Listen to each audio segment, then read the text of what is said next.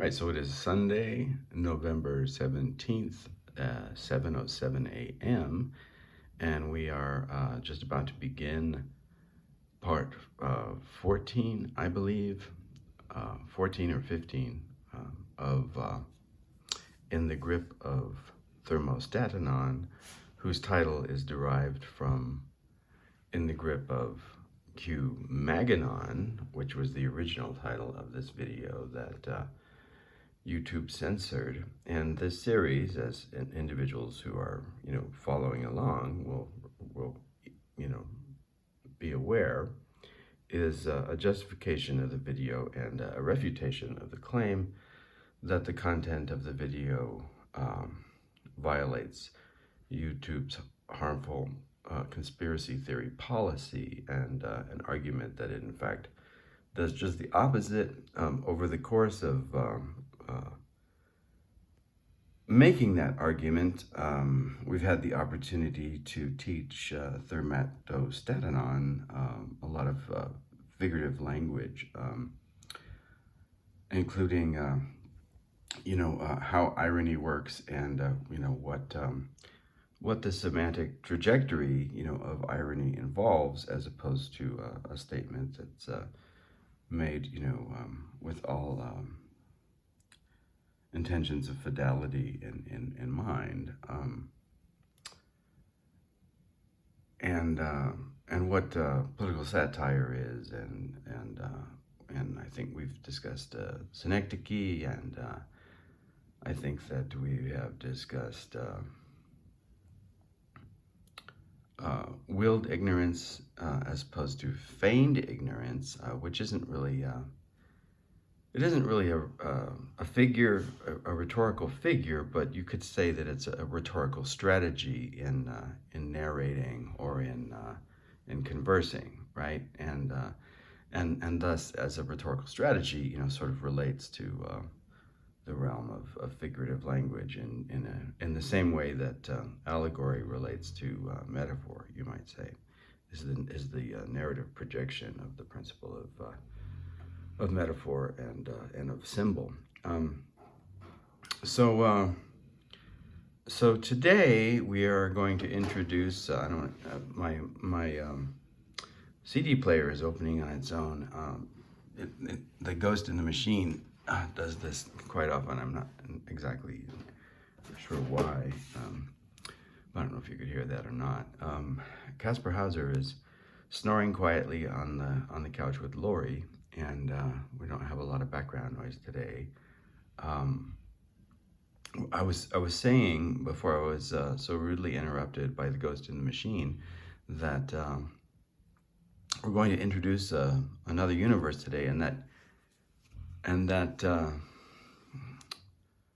that universe is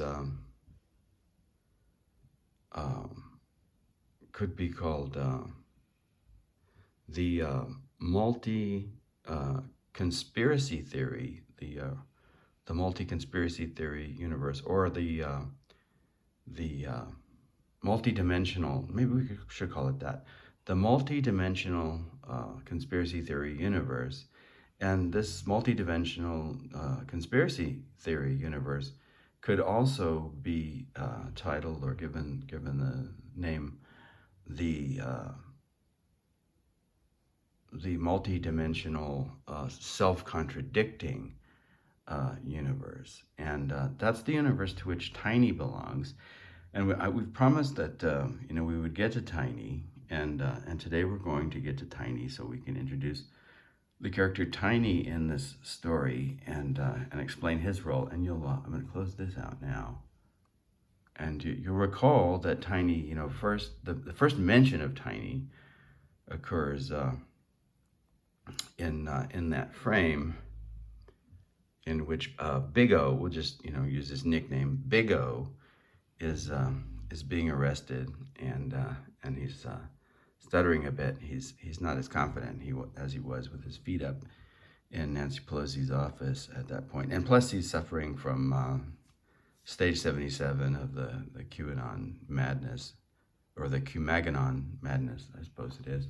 So I'll close this out. We'll go back to this image. See, Now we talked about Ted. That's Ted,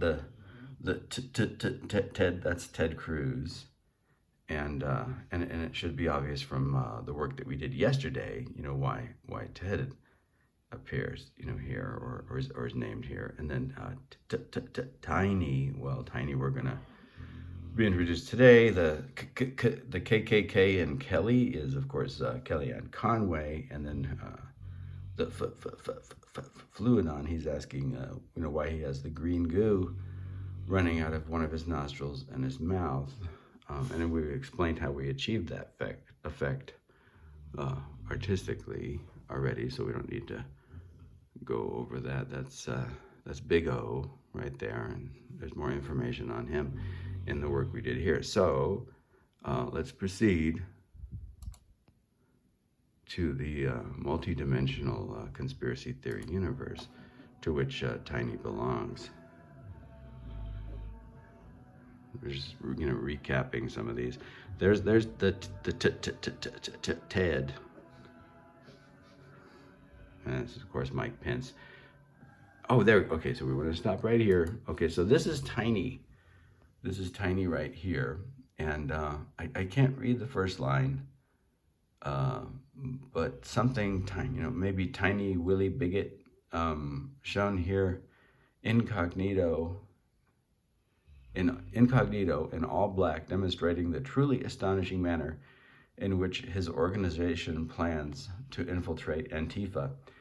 And I guess what's truly astonishing about the infiltration of Antifa is that his t-shirt says "Death to Liberals," which you know, doesn't seem to be, to me at least, something that Antifa would, you know, an Antifa member would have on his t-shirt. But the reason that Tiny belongs to the multidimensionally self-conspiratorial universe, or, you know, AKA the multidimensional self-contradictory and probably self, you know, destroying universe,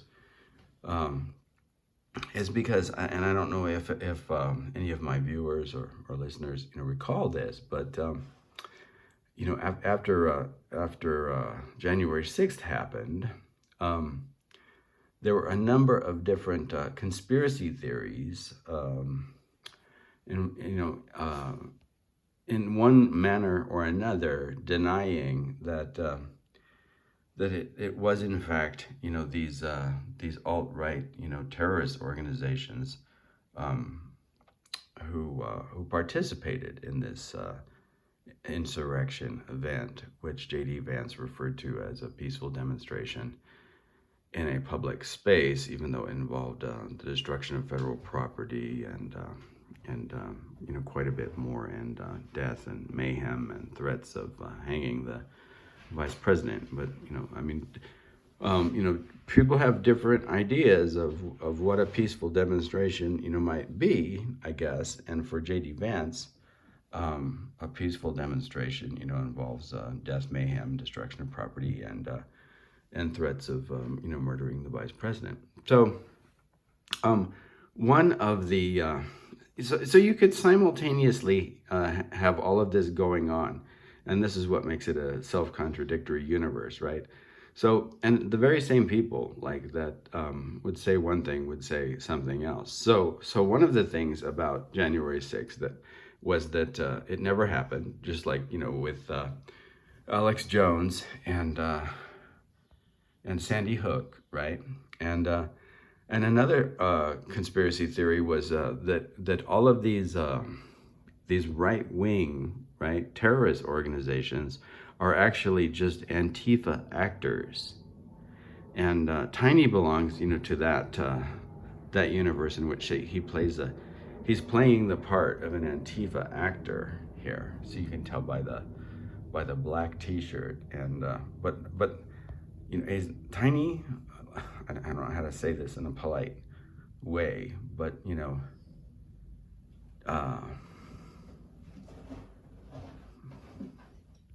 Tiny doesn't have the smartest marbles in the light bulb, or something like that, we could say, because his T-shirt, as I pointed out before, says "Death to Liberals." This is Tiny's idea of what you know, an Antifa member would wear, or you know, perhaps, you know, like a contract in V through Theta. You know, Tiny has dyslexia, maybe a worse condition than we do, and you know, never taught himself, you know, strategies of reading outside the box, and so he may not know what his T-shirt actually says. Someone might have told Tiny that it says "Go Antifa." Now, there's 3 words there, so you understand what I'm saying about the marbles in Tiny's light bulb, right? You know, anyway, you get the idea. But Tiny belongs to this universe in which you can have all these, you know, self-contradictory ideas going on at the same time, you know, 3-dimensionally or 4th-dimensionally, perhaps. What did we say? Multi-dimensional? Yeah, so like, you know, 4 or 5 or 6 probably dimensions of that. And so it didn't happen.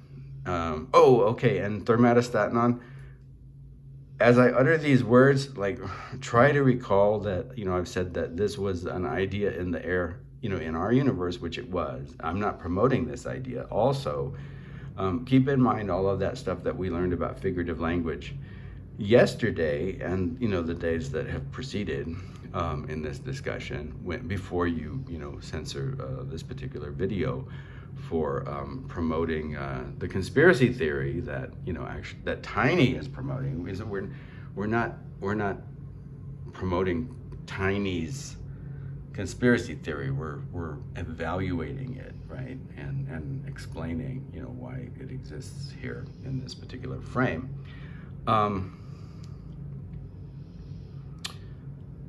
Let's see, where were we? Oh, okay, so one of the ideas was that it never happened. One of the ideas that was all Antifa actors playing ultra-right, you know, terrorist organizations.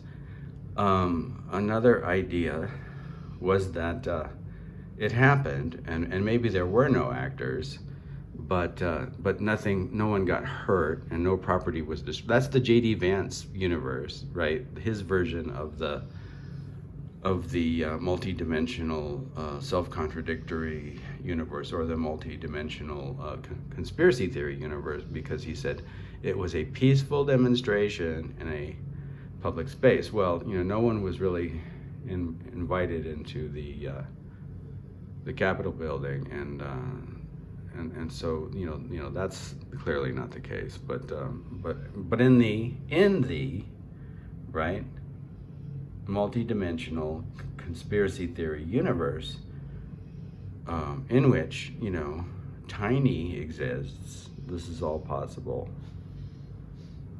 All right, and then over here is an image of the Trump boys, Donnie Jr. and the other one, what's his name? The one holding the leopard, the dead leopard here, Eric. So Donnie Jr. and Eric holding their kill, the dead leopard, and then because you recall that in our universe, Donnie Jr. referred to Joe Biden as what's the name of the lion in The Lion King, the bad lion? Do you remember? I don't remember. What's the name of the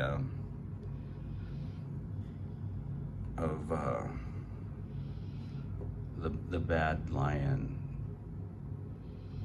in The Lion King? No, I can't remember. Let's Scar. Okay, so Scar. Yeah. So he referred to Joe Biden. Thank you, hon. As Uncle Scar. So we made this, and I think this comic might be called Love Lion, and relates in one or more way to some of the satire that Aaron performed around Michael McClure's reading of the Doors song "Break On Through," after talking about beast language, and the satire was inspired by the discrepancy between Michael McClure's position that that's the non-signifying, that is in relationship to like Saussure's or Charles Peirce's notion of how language works in relationship to signs, or whatever language theorist you want that talks about word as sign, and language's relationship to sign. I'm talking about verbal language now, but that would include sign language, of course, as well. Not written language. That would be something. The textuality, is a different issue. But Michael McClure's, argument about beast language being visceral and relating to like the expression of certain kind of capacity to affect the body and emotionality outside of signification. How his strictly lyrical reading of the words to the song, break on through to the other side, it seems to be almost a self-parody. Because if anything's interesting about the song, it's not the words, which are rather banal, but the performance, right? And so Aaron in various ways has did a series of readings of both, I think, that song and other songs, and often came back to Michael McClure, and I think. And I may be wrong, and I have to talk to Aaron more about this, but I think he was making a little bit of fun of Michael McClure's tendency to quote William Blake without really seeming to have a very deep understanding of William Blake's work. Now, like I said, that's Aaron. I'm not making the claim that that's funny. Aaron, may think it's funny, but we'll have to discuss it. And I read his work that way. But that's my interpretation. So, my daddy is the rightful king, and me and Eric will kill anyone who says otherwise. Including Uncle Scar, I guess. And then of course they're holding a dead big cat, a leopard, which I believe is one of the roaring cats, and so pretty close to being a lion, and having the word lion in his or her name, leopard, right? A lion with spots, and then Love Lion, and this is not an image of Michael McClure. So again, for my clarity of whatever's going on, and I don't even think the FBI would use this image to hunt this lion, because because he's not involved in the January 6th insurrection and riots and destruction of the Capitol and death and murder and mayhem. But this is not, an image of Michael McClure, or, because sometimes Michael McClure, especially as he appears in conversation with Aaron, takes the form of a lion, and this is a different lion, maybe one of the Narashimas. It could be one of the Narashimas that visited little baby Michael McClure in the cradle. We talked about that, or Aaron actually, discusses that, how Michael McClure has a poem about all these Narashimas, and they visit him when he's in the cradle, and that I think Aaron speculates that was pretty scary, especially for little baby Michael McClure, and that trauma of these Narashimas visiting him, may have kind of inspired that lifelong, relationship that he has with beast language, and like the repeating, right? Like Freud talks about the the repeating, the remembering, and the working through. And I would suggest that, you know, Michael McClure yelling at the lions in the zoo, was it Chicago Zoo? I'm not sure if I remember. I think it was Chicago, but I could be wrong. That was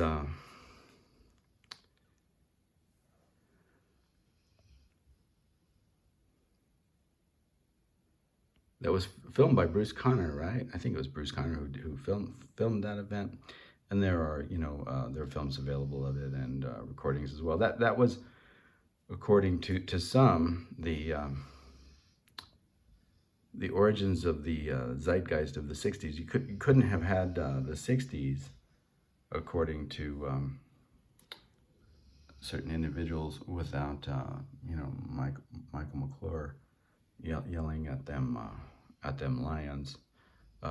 So, you know, the 60s, you know, wasn't about the politics of liberation and, you know, like civil rights and women's rights movements and stuff like that. It was about Michael McClure's childhood trauma involving these Narashimas. That's kind of a long aside, but this particular Narashima, not Michael McClure, is saying the irony is lost on them, and we know, you know, what irony is, and even what, you know, different varieties of irony are, and the irony here is that they're holding this dead lion and or this dead leopard, you know, leopard, and they're you know,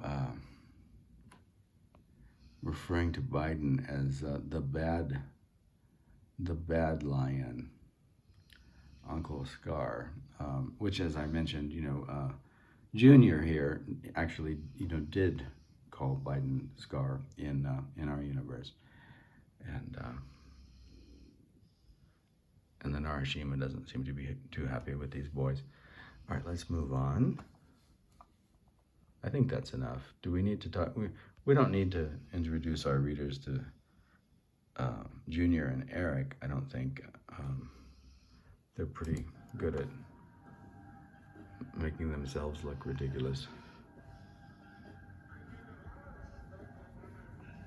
Okay, so here's Tiny again. In this one, he shaved off his beard, as you can see, and this is another, I guess this is another Antifa outfit, or he thinks that looks like an Antifa outfit, and here he's saying, no way, I'm no more racist than Donald Mawa Trump.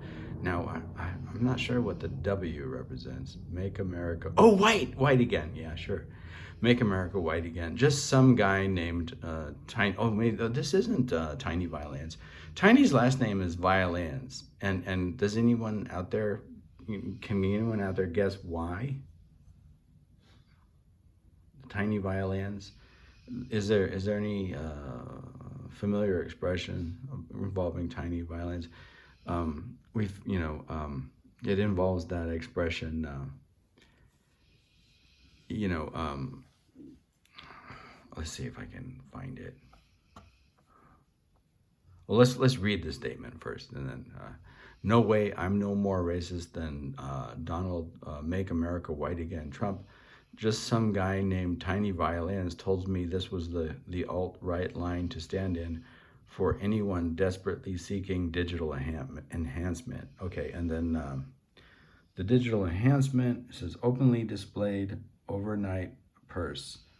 And so this is the openly displayed overnight purse right here that we don't have access to digital enhancement for, but requires it, I guess, to... So it's like that plays on that whole open carry thing. You probably got that already. So desperately seeking digital enhancement, you know, as in Shazam. So let's look up Tiny Violins.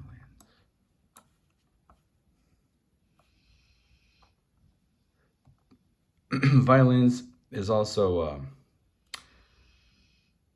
is also a play on, you know, remember in Saturday Night Live, Rosanna Dana, one of what's her name?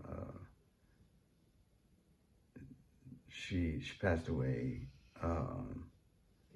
Gilda Radner, yeah. Played by Gilda Radner, Rosanna, and she was always having this this problem, you know, getting words wrong. There's a figure of speech called catachresis. Let's look up catachresis before, you know, and this is somewhat for the benefit of ThermostatAnon and somewhat not, you know, just for the benefit of anyone interested in these, you know, rhetorical figures. But catachresis, we'll look up that first, and then we'll look up, we don't need to look up digital enhancement. I think we understand what that means.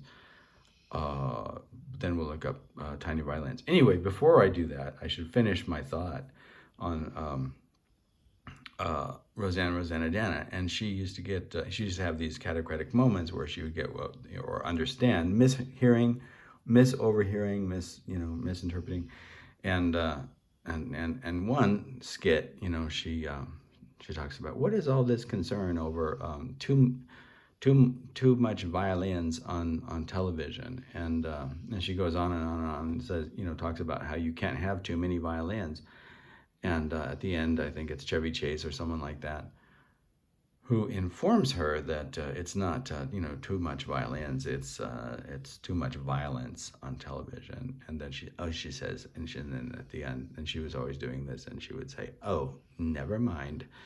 So it partly refers to that, and I think Rosanna, you know, has a role, or at least a role as critic, you know, in the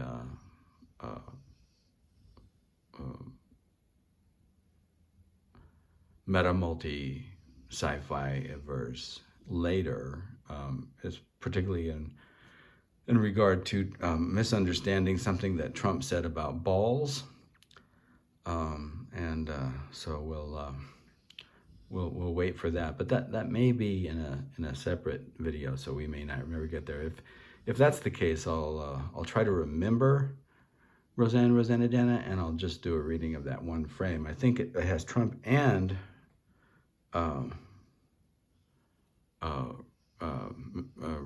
perturbation in it, Mr. Rupert Murdoch. So that would be good to do a reading of anyway. So we're looking up catachresis.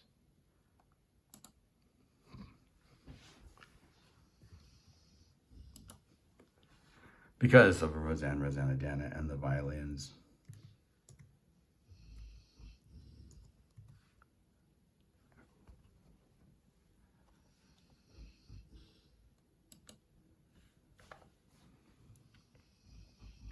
That's pretty simple. That's not giving me much. The use of a word in a way that is not correct. For example, the use of mitigate for militate, or what is that word?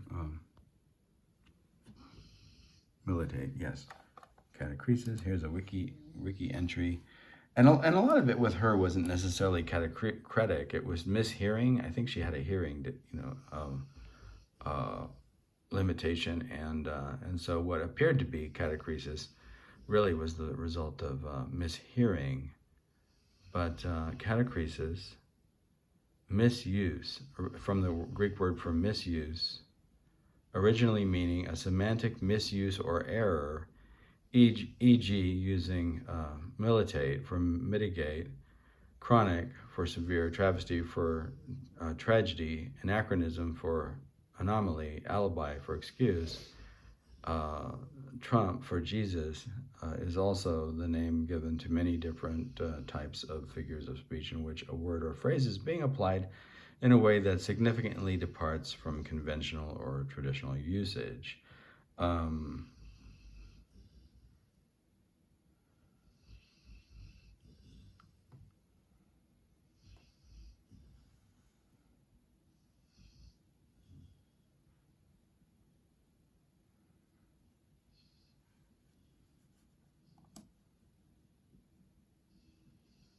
to give some examples in literature.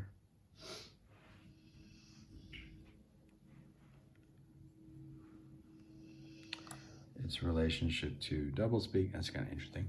All right, so that's probably enough on the catachresis. And then we were going to look up something else, tiny violins.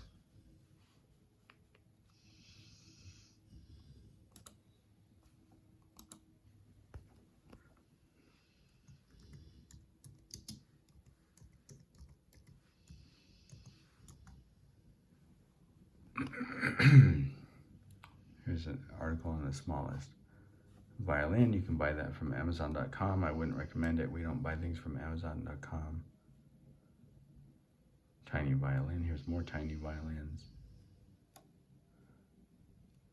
Here we go. What does playing one's tiny violin mean? A hypothetical instrument that one claims to play in mock sympathy. Okay, so that's another word that we're going to look up, mock, because we need, to continue clarifying for the sake of ThermostatAnon what, all of these, words like parody and mock and satire and sarcasm mean, so that we won't be misinterpreted. A hypothetical instrument that one claims to play in mock sympathy of someone thought to be complaining unnecessarily, right? And hence the name tiny violins. We're all us folks that performed this patriotic duty to storm the Capitol and participate in this insurrection on January 6th are being unfairly prosecuted and jailed for this, and we should be able to threaten any vice president. I know, again, I'm quoting ThermostatAnon. This is not what I believe. This is what tiny violins believes. We should be able to threaten whoever we want, put our feet up on whatever it is we want. And to be prosecuted for such things is to be persecuted, right? As an alt-rightist. Hence the name tiny violins. And then I said that I was going to look up the word mock. Definitely specifically for the edification of ThermostatAnon. Mock, as in mockingbird. To tease or laugh at in a scornful or contemptuous manner. Okay, so there's ThermostatAnon. Are you listening? Are you listening? So when we mock, right, the participants of the insurrection on January 6th and their use of conspiracy theories, both to promote the event and then to deny the event in the multidimensional, self-contradictory and or conspiracy theory universe, we are performing this act of teasing or laughing at in a scornful or contemptuous manner, not supporting, authenticating, justifying or agreeing with them, right? So to mock is to do the opposite of that. So when you mock, here's another one, object of derision. So derision, we're deriding them, we're scolding them, we're scornful of them, we're contemptuous of them. Let's see if there's a minister's cat game we can play, or it won't be minister's cat because these words aren't going to begin with the same letter. The alliterative version of this is the synonym version of the minister's cat. Mock synonym.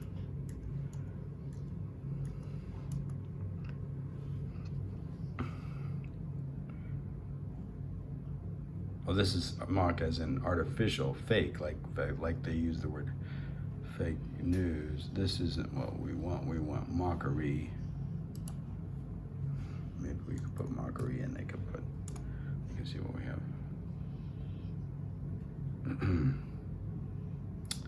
Well, I still want the verb. Let's see if we can find that one.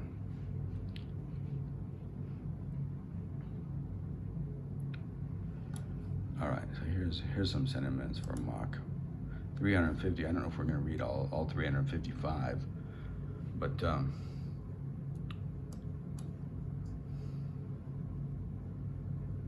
okay, so let's see if we can make a poem out of this. ThermostatAnon, we are not supporting the January 6ers. We are parodying them. We are ridiculing them. We are spoofing them. We are caricaturizing them. We are burlesquing them. We are satirizing them. We are deriding them. We are jibing them. We are lampooning them. We are aping them. We are shamming them. We are, some of these don't apply. We are ridiculing them. We are teasing them. We are laughing at them. We are skewering them. We are harassing them. We are making sport of them. We are disparaging them. We are caricaturing them. We are baiting them. We are tweaking them. We are ribbing them. We are poo-pooing them. We are putting them down. We are chafing them. We are deriding them. We are jeering them. We are jibing them. We are making fun of them. We are shooting them down. We are scorning them. We are belittling them. We are sneering at them. We are pooing them. We are lampooning them. We are bad-mouthing them. We are bugging them. We are aping them. We are burlesquing them. We are catcalling them. We are taunting them. We are parroting them. We are jibing them. We are poking fun at them. We are tormenting them. We are targeting them. We are decrying them. We are scoffing at them. We are satirizing them. We are heckling them. We are razzing them. We are pestering them. We are jiving them. We are hassling them. Okay. We are defying them. We are opposing them. We are fighting them. We are revolting against them. We are tuning them out. We are scoffing out at them. We are disputing them. We are shrugging them off. We are, dismissing them, resisting them, disregarding them, withstanding them, combating them, breaking them. We are rejecting them. We are rebelling against them. We are scorning them. We are flouting them. We are, I don't know if this one really applies, but, mutinying against them. Let's see. Well, that's good. That's enough, I think. All right. That's enough for the sake of, as I said, the edification of ThermostatAnon and ThermostatAnon's future work as a YouTube censor. All right, let's go ahead and move on a little bit.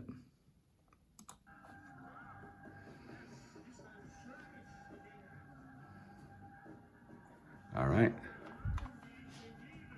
This is Josh Howley.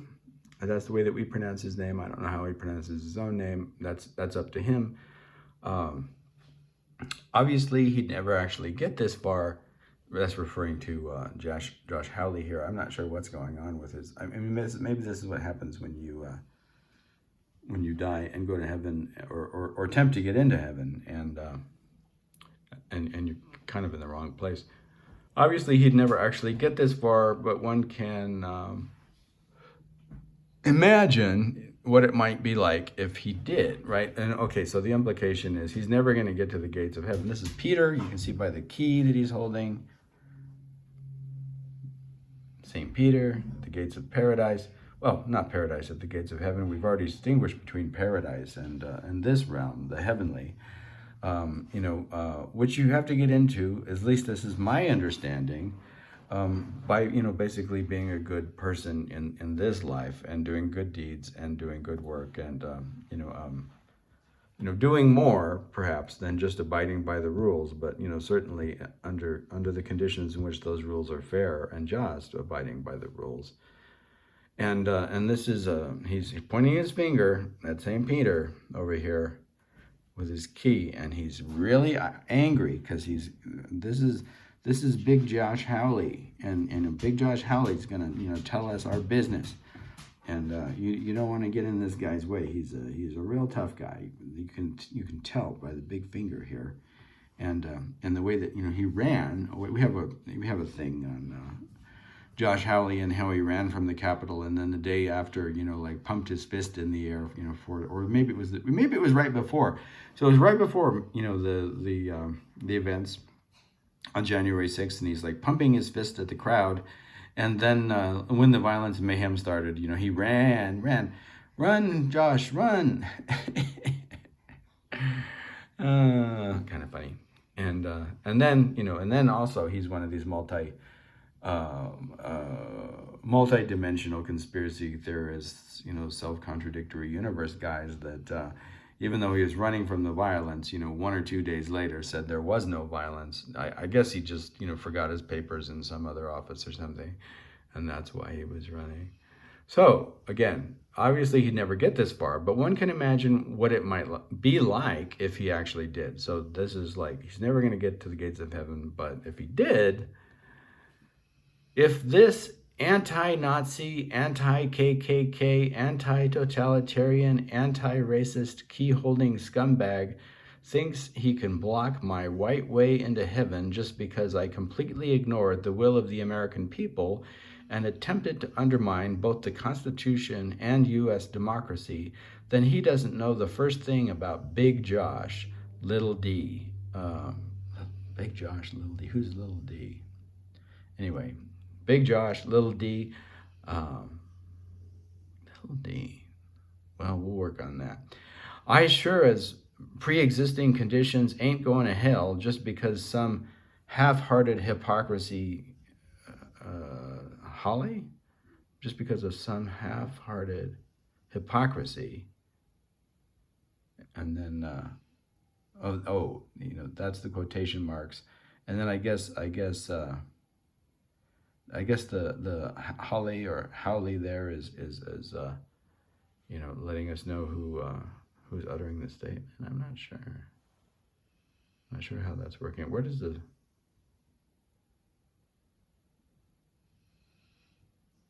quote begins, I sure as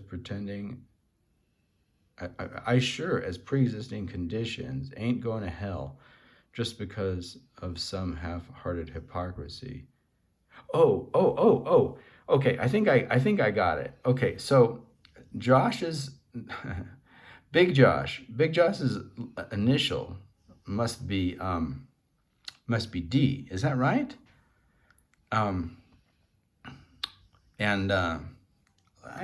Let's see if that's correct. But anyway, let me do a reading of it. All right. We talked about objet petit a in Lacan, and then we have tiny violins, right? Who needs his digital enhancement? And so he's Big Josh, which is kind of a parody of those little dolls for boys that I don't know if anyone remembers these, but in the early 70s, Mattel, the toy company, came out with a pair of dolls, and one of them was Big Jim, and Big Jim was the urban version, and he was unshaved, and then there was Big Josh, and Big Josh is like the lumberjack version. He came with an axe and a beard, like barbarian, Ted Cruz has the beard. So what I'm thinking is the Big Josh refers to the little doll, and makes fun of the name Josh, and then and the little D, like hopefully his middle initial is D, but even if it isn't, it kind of refers to that objet petit a, and in a certain way, and then the D. Does anyone have any idea what the D might represent if it were a word? Well, it kind of goes back to the same thing we were talking about with tiny violins here. The openly displayed overnight purse. You get the idea. That there's a word for that begins with D. And it's not Donald. I think we've suggested as such in relationship to Donald. Obama often makes reference to this in relationship to Donald J. Trump, but that could be Donald little D Trump, right? Let's see, little D, and I'm gonna look up what Josh Howley's middle initial is, but that's what I think is going on. So this is what he's saying. So if this anti-Nazi, anti-KKK, anti-totalitarian, anti-racist, key-holding scumbag thinks he can, he's talking about St. Peter, thinks he can block my my white of way. Oh, we haven't, I misread this. I think I said white right way of into heaven, white of way into heaven. So he also has the Elmer Fudd speech impediment that Big O has, or was it Big O or was it someone else who had that? Oh, now I can't remember. It was who was it?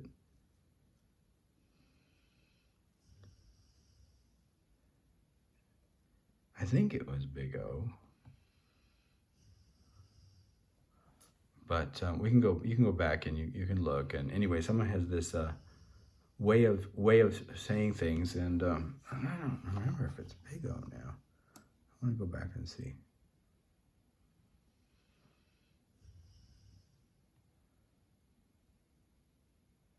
He doesn't seem to have it here.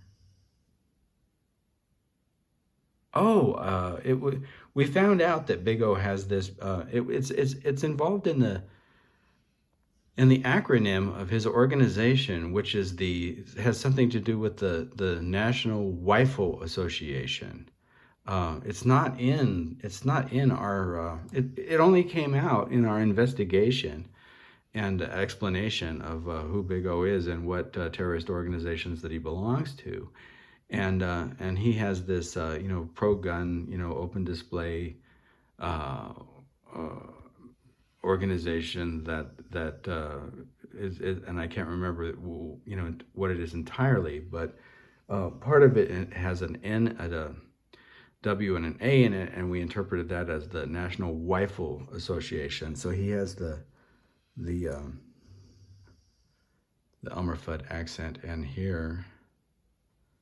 So apparently does Josh Hawley. If this anti-Nazi, anti-KKK, anti-totalitarian, anti-racist key-holding scumbag thinks he can block my white way into heaven just because I completely ignored the will of the American people and attempted to undermine both the Constitution and U.S. democracy, then he doesn't know the first thing about, okay, and now he's saying his own name, about Big Josh, okay, and then little d, like we've already talked about that, and it's the opposite of big finger, right? It's the opposite of big finger, little d, and then this is this long like nickname that is inserted in the middle of his name, and the nickname is, I sure as existing preconditions ain't going to hell just because of some half-hearted hypocrisy, Howley. So you have to like put that in parentheses, like it's like. I like these complicated names, like, Caspar Hauser's learning curve is Caspar Hauser's name. And so this whole thing is just Josh's name. He doesn't know the first thing about Big Josh, little d, and then he's got this nickname that goes right before his last name. I sure as pre-existing conditions ain't going to hell just because of some half-hearted hypocrisy. And then we already talked about hypocrisy, so we don't need to talk about that. And then we've talked about how alliteration sometimes in these things like plays into a meaning. And of course there's this whole crypto-fascist thing with the HH, or the 88, I guess, and that's supposed to be Heil Hitler, and so we're referencing that, and in the half-hearted hypocrisy Holly, and then hell probably configures in there too. Some of these other acronyms I'm sure you're more familiar with, and you can decode those on your own, like for example what KKK means. Here's St. Peter. He doesn't seem to be too impressed by this discourse. So we wanted to find out if Josh Hawley, his middle initial, really is a D, or if I just took liberties with that. I may have just taken liberties with that. Let's see.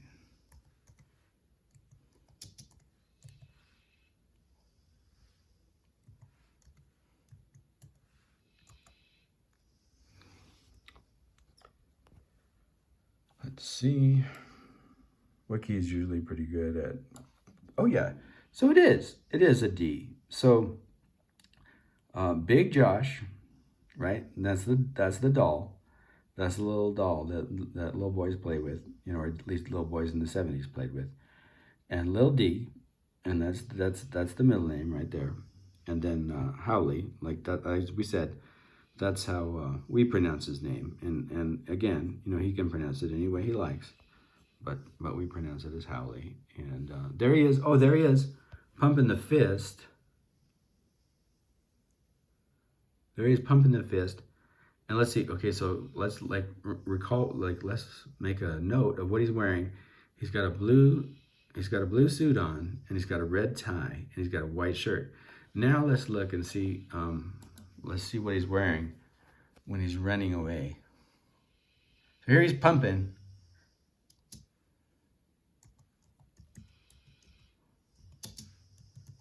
And now we're gonna see him running. All right, here. I'm gonna see. Let's see if I can. Unfortunately, I have to wait for this. I can't. We have to wait for this ad. I can't bypass it until I get a little thing.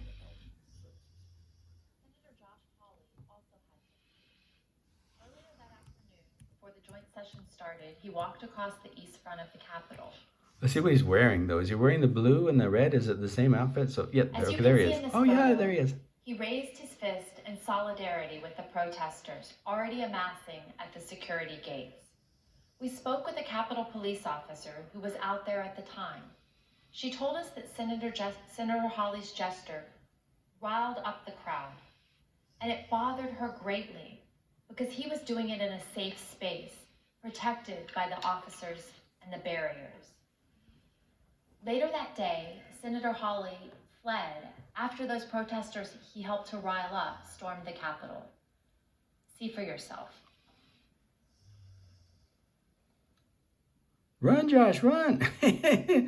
Let's do it again. There he goes.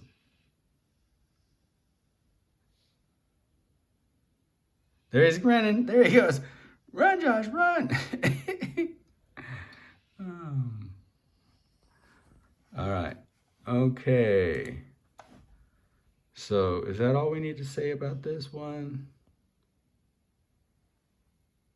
I think it is. We're approaching an hour. I doubt that I will have enough time to read an entire new frame from this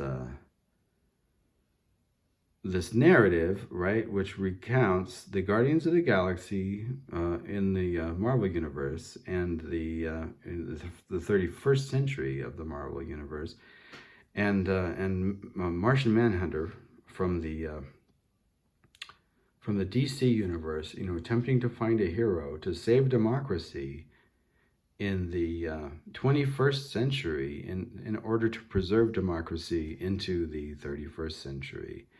And they never even considered, you know, Josh Howley. He plays a different part in this story, and you know, this is his part. You know, as we just observed on the video, is an inspiring and egging on the events of January 6th and the destruction and mayhem that was caused that day. And so he's not a hero, right? In this narrative, he's a villain, as you can kind of see, right?